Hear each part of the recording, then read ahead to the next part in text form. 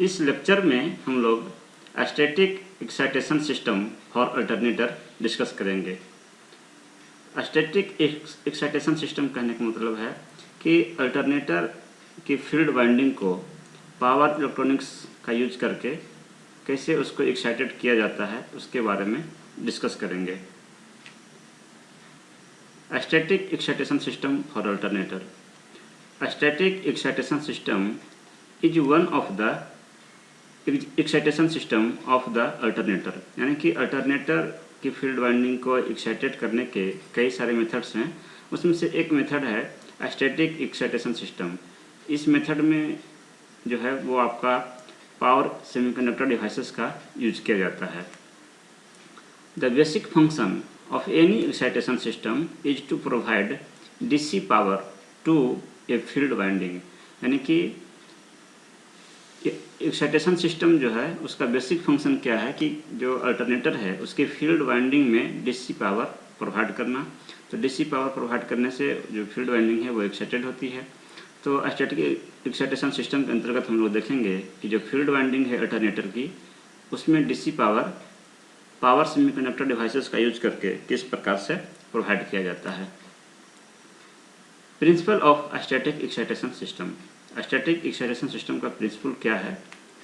In static excitation system power for providing field excitation is derived from the generator output terminal, यानी कि static excitation system में generator के या alternator के field winding को excited करने के लिए पावर जनरेटर के आउटपुट टर्मिनल से ड्राइव किया जाता है, प्राप्त किया जाता है। A transformer known as excitation transformer is connected to the output terminals of generator to step down the voltage to the required voltage level, usually 415 volt AC। यानी कि जनरेटर का जो आउटपुट टर्मिनल है यानी अल्टरनेटर का जो output terminal है तो वो चूँकि जनरली 11 kV का होता है, तो इस वोल्टेज को स्टेप डाउन करने के लिए एक ट्रांसफार्मर का यूज किया जाता है जिसको कि एक्साइटेशन ट्रांसफार्मर कहा जाता है। तो इस एक्साइटेशन ट्रांसफार्मर की मदद से जनरेटर के आउटपुट टर्मिनल वोल्टेज को लो लेवल पे लाया जाता है, यानी कि 415 वोल्ट पे जनरली उसको लाया जाता है, क्योंकि स्टैटिक एक्साइटेशन सिस्टम के लिए जो स्टैटिक एक्साइटेशन सिस्टम का जो इनपुट है वो जनरली 415 वोल्ट होता है। As we need DC supply, therefore transformer output is connected to a thyristor full bridge rectifier, यानी कि चूँकि अल्टरनेटर के फील्ड वाइंडिंग को एक्साइटेड करने के लिए हमें डीसी पावर की आवश्यकता होती है, इसलिए अल्टरनेटर का जो आउटपुट है वो तो चूँकि AC होता है तो उसको फिर डीसी में कन्वर्ट करने के लिए हमें एक कन्वर्टर की आवश्यकता होती है, जो कि थारिस्टर का यूज करके एक ब्रिज कन्वर्टर यानी फुल वेव कन्वर्टर की मदद से हम लोग इसके इनपुट को यानी AC को DC में कन्वर्ट करते हैं। Figure below shows simplified block diagram for static excitation system. ये फिगर जो है आपका स्टैटिक एक्साइटेशन सिस्टम के लिए सिंप्लीफाइड ब्लॉक डायग्राम को रिप्रेजेंट कर रहा है। तो ये जो फिगर है आपका ये अल्टरनेटर का स्टेटर वाइंडिंग है, जहाँ से कि आपका इसके टर्मिनल पे 3 फेज आउटपुट वोल्टेज अवेलेबल होगा, और ये आपका फील्ड वाइंडिंग है अल्टरनेटर का जिसको कि एक्साइटेड करना है, इनर्जाइज करना है। तो जब अल्टरनेटर रनिंग कंडीशन में होगा तो उस समय जनरेटर के आउटपुट टर्मिनल्स पे वोल्टेज अवेलेबल होगा, और उस वोल्टेज की मदद से जो आपका थारिस्टर ब्रिज है यानी जो कन्वर्टर है फुल वेव कन्वर्टर, तो इसमें इनपुट प्रोवाइड किया जाता है अल्टरनेटर के आउटपुट टर्मिनल से पावर ले करके, और थारिस्टर ब्रिज में इनपुट प्रोवाइड किया जाता है। और चूँकि जनरली जो आउटपुट है जनरेटर का वो 11 kV होता है, तो स्टेप डाउन ट्रांसफार्मर की मदद से उसे स्टेप डाउन किया जाता है, यानी कि low voltage thyristor bridge converter में अप्लाई किया जाता है। और इस ब्रिज कन्वर्टर का जो आउटपुट होगा वो आपका डीसी होगा, क्योंकि ये एसी को डीसी में कन्वर्ट कर देगा। और यही डीसी पावर फील्ड वाइंडिंग को एक्साइटेड करने के लिए अप्लाई किया जाता है। अल्टरनेटर के आउटपुट टर्मिनल से सीटी यानी करंट ट्रांसफार्मर और पोटेंशियल ट्रांसफार्मर की मदद से इनपुट रेगुलेटर में प्रोवाइड किया जाता है। ये रेगुलेटर थारिस्टर कन्वर्टर को, ये जो कन्वर्टर ब्रिज है थारिस्टर यूज करके, तो इसके थारिस्टर को फायरिंग एंगल प्रोवाइड करता है, यानी गेट पल्स प्रोवाइड करता है। और ये रेगुलेटर जो है ये फायरिंग एंगल वेरी करने के लिए यूज होता है। रिक्वायरमेंट के अनुसार थारिस्टर के फायरिंग एंगल को इंक्रीज या डिक्रीज किया जा सकता है रेगुलेटर का यूज करके। फॉर एग्जांपल के लिए, अगर जो जनरेटर है यानी जो अल्टरनेटर है उसका आउटपुट वोल्टेज अगर इसके रेटेड वैल्यू से ज़्यादा है, रेटेड वैल्यू से ज़्यादा होगा, तो उस केस में हमें फील्ड वाइंडिंग में एक्साइटेशन को कम करने की आवश्यकता होगी, ताकि आउटपुट जो है हमारा रेटेड ही प्राप्त हो। तो उसके लिए आउटपुट को फिर डिक्रीज करने के लिए रेगुलेटर की मदद से फायरिंग एंगल को इंक्रीज किया जाता है। जब फायरिंग एंगल को इंक्रीज किया जाएगा तो थारिस्टर का जो आउटपुट है वो डिक्रीज होगा, और इस प्रकार से जो अल्टरनेटर का फील्ड वाइंडिंग है उसमें पावर कम होगा, यानी कि इसमें इसका एक्साइटेशन लेवल कम होगा।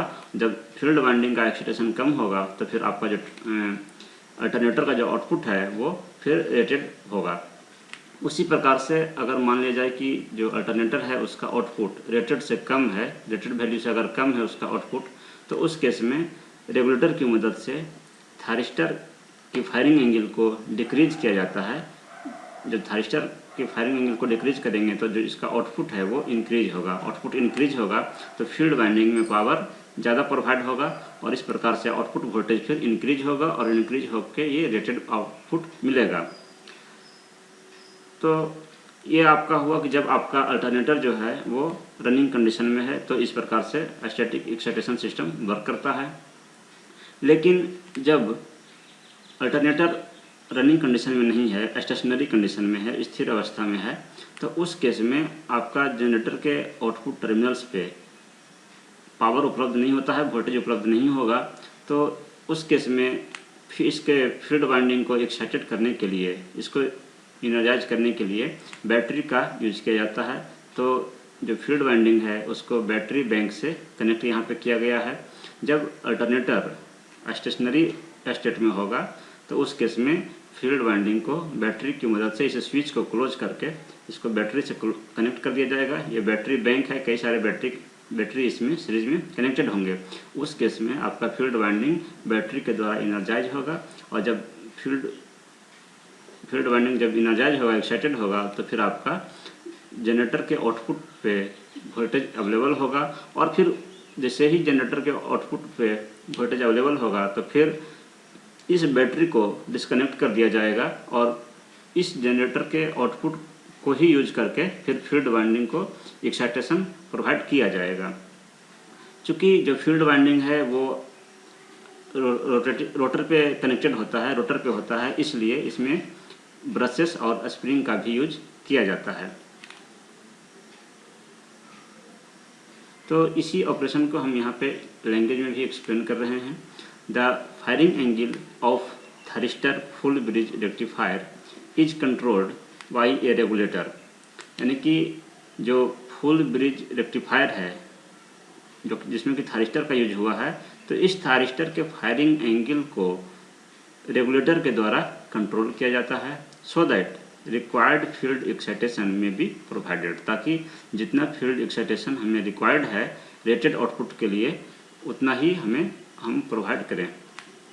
Secondary terminal of CT and PT connected to generator output terminal is fed to regulator, यानी कि जनरेटर के आउटपुट टर्मिनल से जो करंट ट्रांसफार्मर और पोटेंशियल ट्रांसफार्मर कनेक्टेड हैं उसकी सेकेंडरी वाइंडिंग, उसका जो सेकेंडरी टर्मिनल है उसकी मदद से रेगुलेटर में इनपुट प्रोवाइड किया जाता है। On the basis of generator terminal voltage regulator adjust its firing angle, यानी कि जनरेटर का टर्मिनल वोल्टेज के आधार पे रेगुलेटर कन्वर्टर के यानी जो फुल ब्रिज कन्वर्टर है उसके फायरिंग एंगल को एडजस्ट करता है। For example, let alternator output voltage is increased beyond its rated value, यानी कि जब मान लेते हैं फॉर एग्जांपल के लिए कि जनरेटर का जो आउटपुट वोल्टेज है वो इसके रेटेड वैल्यू से ज़्यादा है या इंक्रीज हो गया, इन दैट केस उस अवस्था में field current must be reduced to maintain the terminal voltage. तो टर्मिनल वोल्टेज को मेंटेन करने के लिए या रेटेड वैल्यू पे लाने के लिए फील्ड करंट को रिड्यूस करना होगा। Therefore regulator increases the firing angle so that average value of the DC current में बी रिड्यूस्ड। तो इस प्रकार से जो रेगुलेटर है वो कन्वर्टर के फायरिंग एंगल को इंक्रीज करता है ताकि जो डीसी करंट है वो रिड्यूस हो, यानी कि जो फील्ड वाइंडिंग में जो करंट जा रहा है उसका एवरेज वैल्यू कम हो जाएगा। Similarly, if the alternator terminal voltage goes below it's rated value, यानी कि अगर मान लेते हैं कि अल्टरनेटर का जो टर्मिनल वोल्टेज है वो उसका रेटेड वैल्यू से कम है या बिलो है, तो उस केस में field current must be increased. तो उस वोल्टेज को फिर से रेटेड वैल्यू पे लाने के लिए फील्ड करंट को इंक्रीज करना होगा। Therefore regulator decreases the firing angle to increase the average value of the field current. तो उस अवस्था में रेगुलेटर जो है वो कन्वर्टर के यानी फुल वेव कन्वर्टर जो है उसमें जो थारिस्टर यूज हुए हैं उसके फायरिंग एंगल को डिक्रीज करता है। फायरिंग एंगल डिक्रीज होने से average output voltage and current जो है वो इंक्रीज होगा। जब करंट इंक्रीज होगा यानी एक्साइटेशन में जब करंट ज़्यादा होगा, फील्ड वाइंडिंग में करंट ज़्यादा जाएगा तो टर्मिनल वोल्टेज इंक्रीज करेगा। In case alternator is stationary, यानी कि जब अल्टरनेटर स्टेशनरी है, स्थिर अवस्था में है, यानी कि टर्मिनल वोल्टेज इसका 0 है। In this case field winding is excited through a bank of batteries connected in series. तो उस केस में जब टर्मिनल का आउटपुट वोल्टेज 0 है तो उस केस में जो फील्ड वाइंडिंग है अल्टरनेटर का उसको बैटरी बैंक से कनेक्ट करके एक्साइटेड किया जाता है। बैटरी बैंक में कई सारे बैटरी सीरीज में कनेक्टेड होते हैं। When terminal voltage become available, battery is disconnected from the field winding and field winding is excited through thyristor bridge output, यानी कि जब टर्मिनल वोल्टेज अवेलेबल हो जाता है तो फिर बैटरी को फील्ड वाइंडिंग से डिस्कनेक्ट कर दिया जाता है और थारिस्टर ब्रिज के आउटपुट से फील्ड वाइंडिंग को एक्साइटेड किया जाता है। As in static excitation system, excitation is provided by field winding wound on the rotor. Therefore, slip rings and carbon brushes are used. चूँकि स्टैटिक एक्साइटेशन सिस्टम में जो excitation provide किया जाता है फील्ड वाइंडिंग को, और वो फील्ड वाइंडिंग रोटर पे वुंड होता है, रोटर पे होता है, इसलिए स्लिप रिंग और कार्बन ब्रशेस का भी यूज किया जाता है। तो इस लेक्चर में हमने static excitation system for alternator discuss किया। Thank you.